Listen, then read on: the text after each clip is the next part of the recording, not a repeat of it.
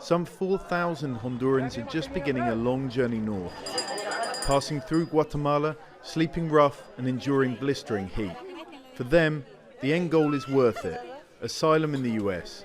But there's something many don't know, and it's this. Even if they do reach the US border, it's likely they'll be flown back to Guatemala to seek refuge here instead. It's part of a US plan that's been operating since November, but in 4 days spent with the Caravan, hardly anyone we asked was aware of it.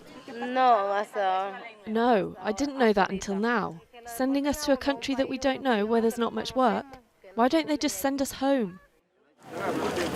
Those in a queue waiting to get into a shelter were also unaware and taken aback once they found out. We don't feel safe here. It's a violent country like Honduras.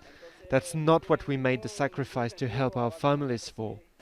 In Guatemala City, we talked to one of the Hondurans who'd already been sent back, although he was too scared to go on camera. I have problems with the gangs in Honduras. If I go back there, they could kill me. He's now requesting asylum in Guatemala, but he says he was sent here under false pretenses. They told me I had to go to Guatemala and wait, and then come back for my US court date. They never told me I was being deported here for good. Migrant defenders told us that other Hondurans had similar stories. Meanwhile, their countrymen continue north.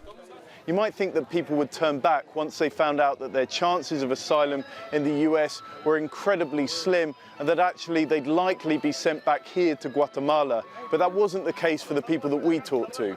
Once they understood the situation, all said they'd carry on. You never lose hope. I'm still optimistic we can cross with God's help. We're going to try it anyway because we want a better future for our children. Blind faith, perhaps, but born out of desperation for those who see few other ways out of poverty or danger. Holman, Jazeera, Tecun Uman.